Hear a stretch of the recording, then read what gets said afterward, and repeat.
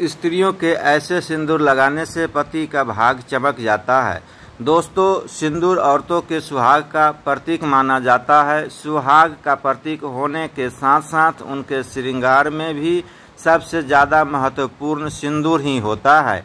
एक शादीशुदा सुहागन औरत के लिए सिंदूर बहुत महत्वपूर्ण होता है।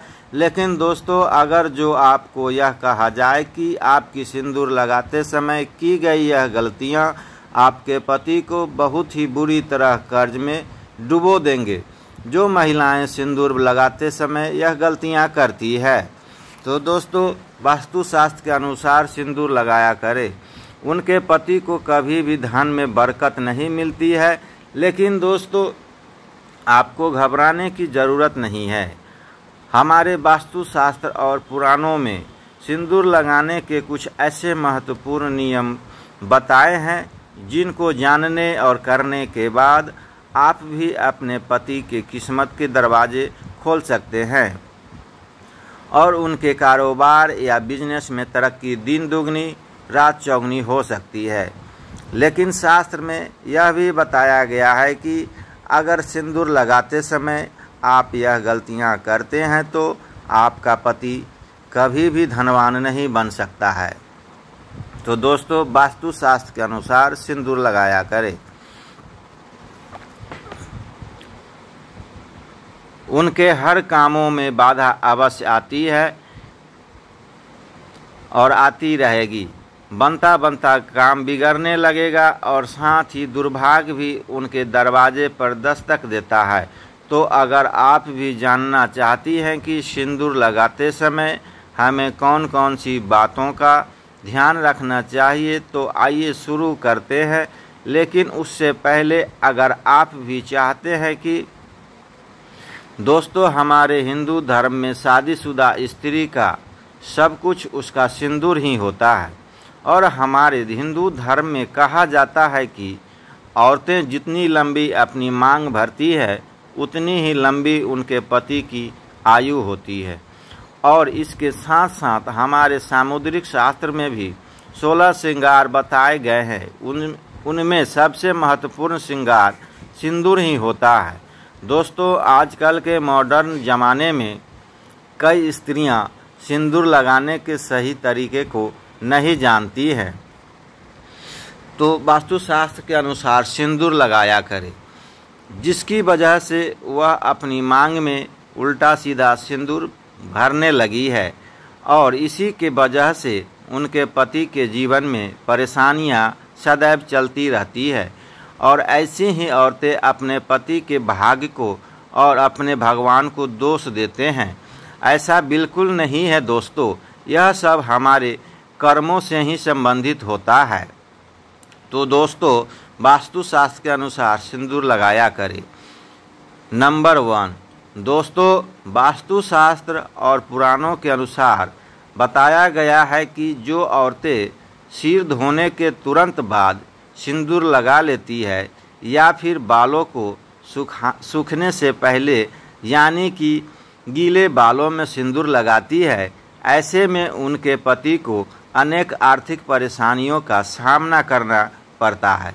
देखते ही देखते उनके पति कर्ज में डूबने लगते हैं और उनके काम धंधा व्यापार सब ठप जाते हैं। दोस्तों, हमारे वास्तुशास्त्र के अनुसार गीले बालों में कभी भी सिंदूर नहीं लगाना चाहिए। तो दोस्तों, हमें वास्तुशास्त्र के अनुसार सिंदूर लगाना चाहिए।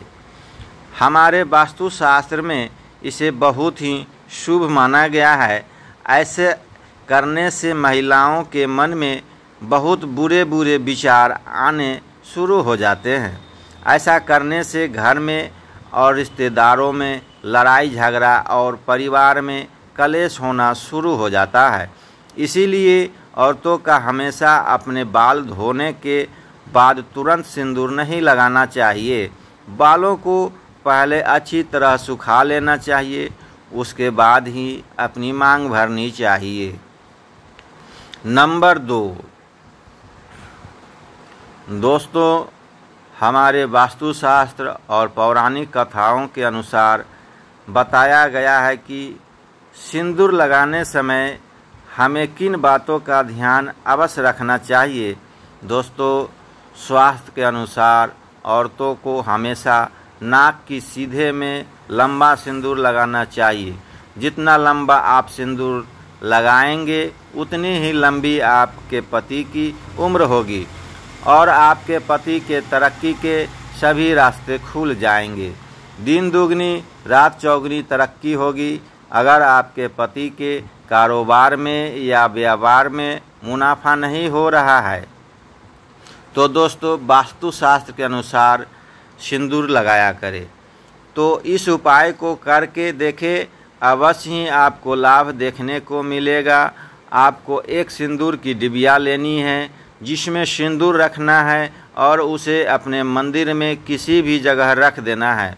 और जब भी आप स्नान करके आए, अपने बाल सुखाने के पश्चात उसे डिबिया से सिंदूर निकाल कर लगाना है जो कि आपने मंदिर में रखा हुआ है। ऐसा करने से आपके ऊपर सदैव आपके देवी देवताओं का कृपा बना रहता है। नंबर 3, दोस्तों हमारे हिंदू शास्त्र में यह भी बताया गया है कि इस फैशन के दौर में महिलाएं अलग अलग बनावटी के कपड़े पहनने लगी है और उसी तरह सिंदूर को भी अपने सहूलियत के हिसाब से जैसे भी उनकी इच्छा होती है वैसे लगाने लगी है, जो कि बिल्कुल गलत है। सिंगल सिंदूर लगाते समय महिलाओं को यह बात का अवश्य ध्यान रखना चाहिए कि सिंदूर हमेशा नाक की सिधाई में लगाना चाहिए और जो औरतें टेढ़ी मांग निकाल कर सिंदूर लगाती है उन्हें वास्तु शास्त्र के अनुसार सिंदूर लगाना चाहिए। उनके पति की कभी कोई इच्छाएं पूरी नहीं होती है और हर काम में उन्हें असफलता का मुंह देखना पड़ता है।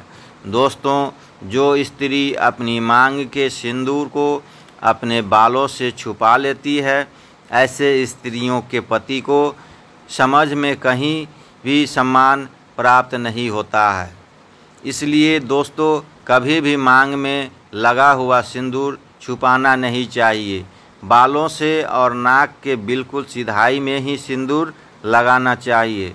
ऐसा करने से घर में कलेश नहीं होता है।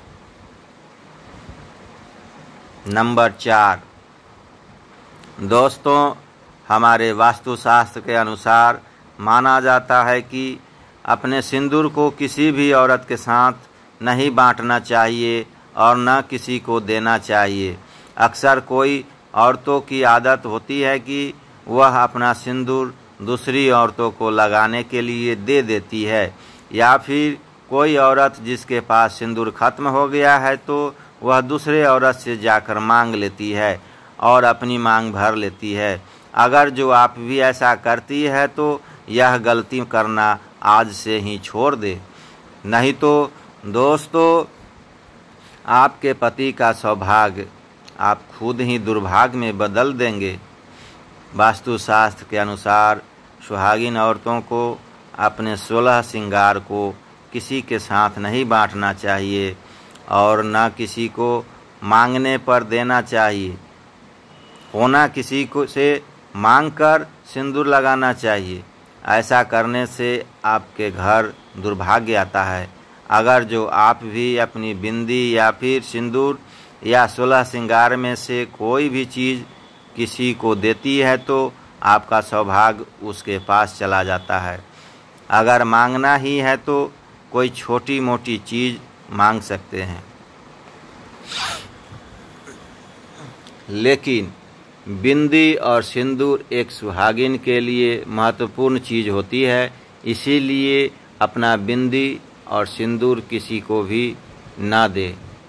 नंबर 5, दोस्तों हमारे वास्तुशास्त्र में यह भी कहा गया है कि किसी भी त्यौहार के मौके पर खुद सिंदूर नहीं लगाना चाहिए, अपने पति के हाथों से सिंदूर लगवाना चाहिए। यह बहुत शुभ माना जाता है। करवा चौथ, दीपावली आदि त्योहारों पर अपने पति के हाथों से सिंदूर लगवाना चाहिए। माना जाता है कि इससे दोनों पति और पत्नी में प्रेम बना रहता है और ऐसे करने से आपका सौभाग्य में वृद्धि होती है। नंबर 6,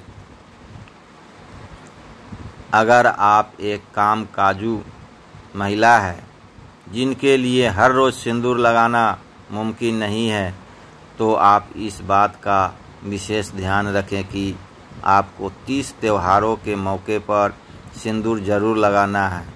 हमारे हिंदू धर्म में कई त्यौहार आते रहते हैं। आपको इन सभी त्योहारों के दिन सिंदूर अवश्य लगाना है।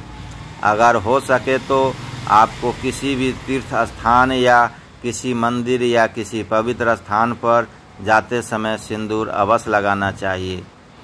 जिन महिलाओं के शादी अभी नई हुई है, उन महिलाओं को उनको अपने सिंदूर की डिब्बी को संभाल कर मंदिर या किसी पवित्र स्थान पर रखना चाहिए। अगर जो आप सिंदूर की डिब्बी को मंदिर में रखते हैं तो इसका आपको बहुत ही लाभ देखने को मिलता है।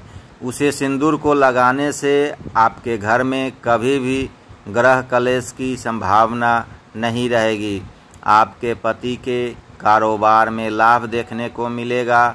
जिन महिलाओं की नई शादी हुई है उन्हें प्रतिदिन सिंदूर लगाना चाहिए।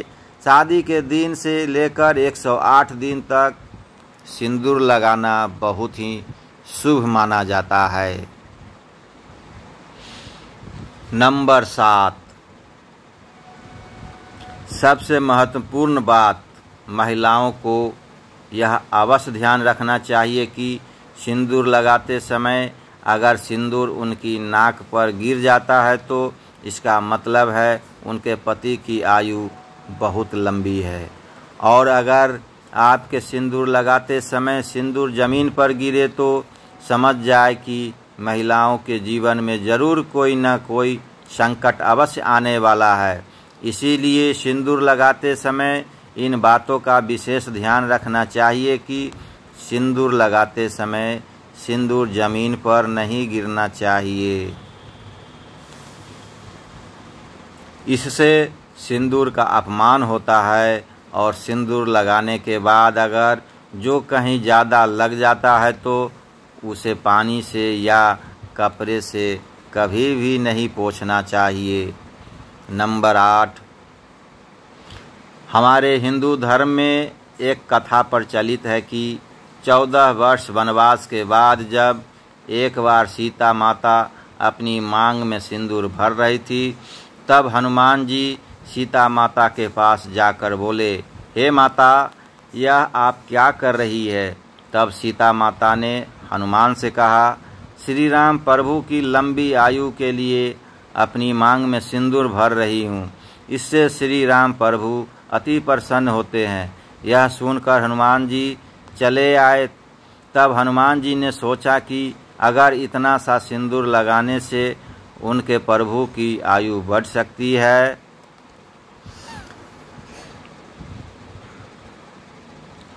तो क्यों न मैं अपने पूरे शरीर पर सिंदूर लगा लूं। तो दोस्तों, इस समय से हनुमान जी को सिंदूर चढ़ाने की प्रथा शुरू हो गई। इसी कहानी को सुनकर आपको पता तो लग ही गया होगा कि सिंदूर में कितनी शक्ति होती है। जब हुआ भगवान की आयु बढ़ा सकता है तो इंसानों की क्यों नहीं। इसीलिए प्रतिदिन स्नान करने के बाद सिंदूर अवश्य लगाना चाहिए।